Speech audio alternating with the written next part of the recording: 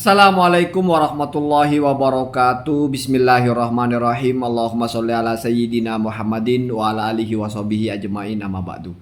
Ja'alanallahu wa iyyakum min ahlil khairi was sa'ada fid dini wad dunya wal akhirah. Amin. Allahumma amin.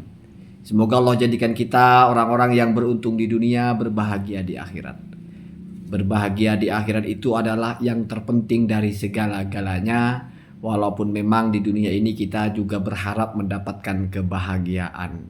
Sa'idun fid dunya, sa'idun fil akhirah. Amin, Allahumma amin. Ini kita doakan kepada diri kita, keluarga kita, saudara-saudara kita, siapapun orang sesama muslim berbeda atau sepakat dengan kita, jangan sampai menjadi kita tidak mau mendoakan orang lain. Saya perhatikan ada hal yang terbaru dari polemik nasab ini, yaitu dibawa ke meja hijau atau dilaporkan ke polisi. Walaupun ini mungkin spesifik kepada tentang Tubagus Mugi Nur Fadil. Dulu kita sudah pernah dengar bahwasanya sebenarnya sudah pernah ada yang melaporkan Kiai Haji Imaduddin itu ke polisi, tetapi kaitannya bukan karena menuduh nasab palsu, tapi lebih kepada karena karya ilmiahnya membuat kegaduhan. Belum matang sudah disebarkan dan memicu kegaduhan. Jadi tidak spesifik kepada tuduhan bernasab palsu. Jadi saya anggap starting point kalau masalah nasab palsunya itu adalah ya yang dilakukan oleh Tubagus Mugi Nur Fadil ini, melaporkan. Ada yang bilang kenapa Habib-Habib itu, misalnya Habib Bahar atau Habib Hanif atau Habib Rizik itu, kenapa mereka tidak melaporkan juga Kiai Haji Imaduddin kepada polisi? Bukankah mereka juga dianggap sebagai orang yang palsu nasabnya, bukan keturunan Rasulullah? Itu pertanyaan ya. Saya baca ada yang bertanya begitu. Kenapa nggak sekalian dibawa ke meja hijau saja semua biar ada pembuktian? Nah, pertanyaannya seperti itu. Apa jangan-jangan Habib ini benar-benar palsu sehingga mereka takut untuk melaporkan, takut terungkap? Sementara kalau Tubagus Mugi Nur Fadil karena tidak yakin kalau dirinya palsu alias dia yakinnya asli, maka berani. Yaitu pandangan. Itu orang berpersepsi begitu, silahkan ya. Tetapi kalau analisa saya kaitkan ini dengan masalah ilmu nasab. Seandainya tuduhan nasab terputus itu datang dari klannya Ahmad Al-Muhajir, perhatikan alurnya biar kamu paham ya. Artinya misalnya ada pihak otoritatif dari Qabilah Al-Ahmad Al-Muhajir lalu mendeklar, menolak bahwa Ubaidillah bukan putra Ahmad, maka itu namanya nasabnya mardud. Artinya apa? Ubaidillah itu ditolak sebagai putra Ahmad. Berarti itu hanya dua pihak, yang mengaku dan yang diakui. Dan yang diakui itu ternyata menolak. Itu namanya nasab mardud. Maka ini dua belah pihak. Kalau seperti ini bersitegang, maka memang layaknya ada pihak ketiga. Yaitu misalnya ya ke polisi lah. Tahkimnya itu polisi. Pembuktian jalur polisi atau jalur apa. Ini sama dengan kasusnya Tubagus Mugi Nur Fadil ini. Jadi Tubagus Mugi Nur Fadil ini kan memanggil dirinya atau mungkin merasa atau apalah sebagai Tubagus. Artinya nasabnya bersambung kepada pangeran siapa gitu. Lalu pihak dari pangeran yang diakui itu, keluarganya yang memegang catatan atau apalah, merasa Tubagus Mugi Nur Fadil ini bukan bagian darinya. Maka dianggap palsu, ditolak. Ini kan dua pihak. Tidak ada ulama nasab yang berbicara tentang Tubagus Mugi Nur Fadil, bagaimana nasabnya. Sehingga kalau misalnya diisbat dari khotun nasabah, artinya dianggap nasab yang sah secara dari rekomendasi ulama nasabnya nggak ada. Hatta mungkin kalau Kiai Haji Imaduddin ya sebagai ulama nasab lalu mengatakan nasabnya Tubagus Mugi itu sahih, mungkin sudah lain ya. Tetapi sekarang kan enggak. Maka karena ini ributnya dua belah pihak, apalagi masih ada orangnya, maka ya memang kalau mau ribut ya ributnya secara hukum saja ke kantor polisi, kan begitu, ke pengadilan. Sementara Ba'alawi itu tidak ada pihak yang menolak. Di antara dua pihak yang mengaku dan yang diakui, karena nggak ada yang mengaku-ngaku, nggak ada yang diaku-akui, nggak ada.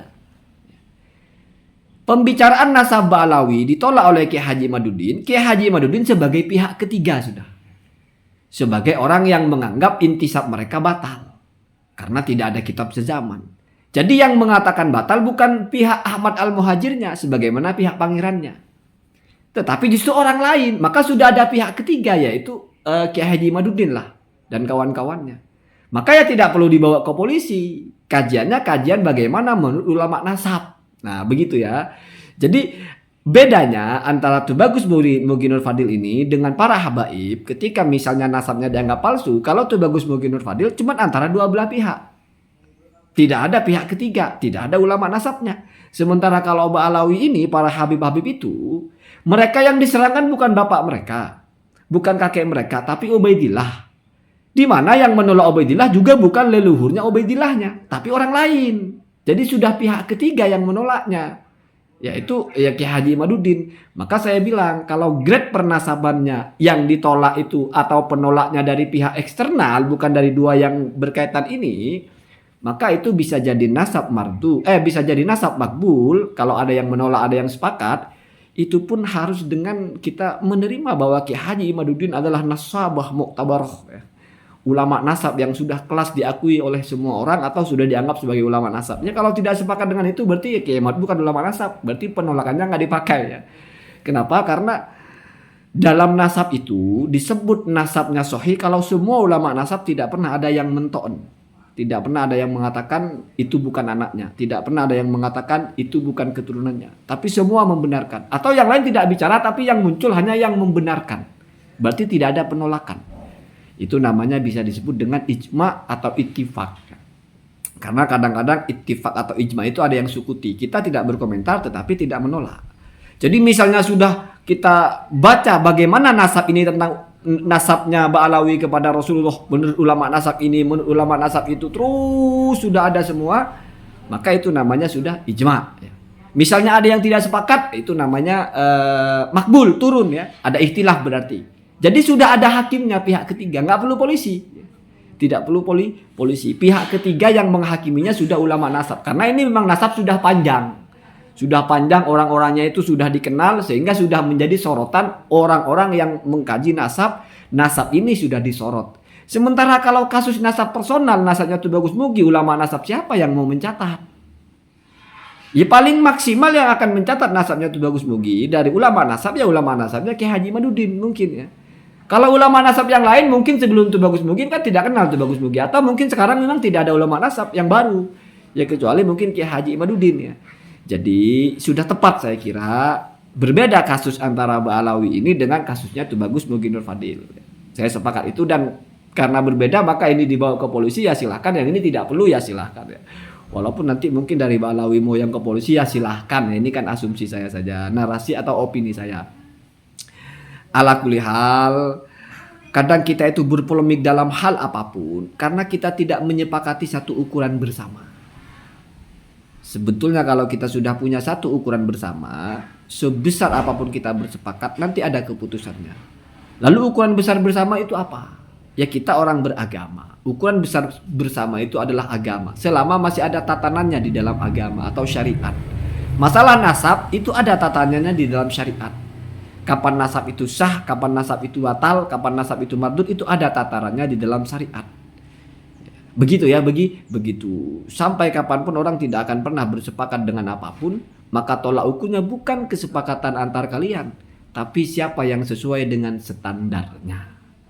Karena itu namanya ukuran. Ukuran itu mengukur barang-barang yang ada, bukan diukur oleh barang-barang yang ada. Jangan terbalik. Kita ini objek dari standar, bukan kita yang menetapkan standarnya, kecuali kalau berpikirnya seperti Kiai Haji Imaduddin, ya.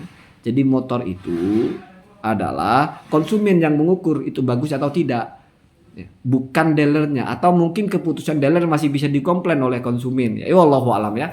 Semua orang boleh berpikir, ya. Semua orang boleh berfantasi, semua orang boleh berijtihad, ya. Silahkan. Allahumma hadina hadasabil. Assalamualaikum warahmatullahi wabarakatuh.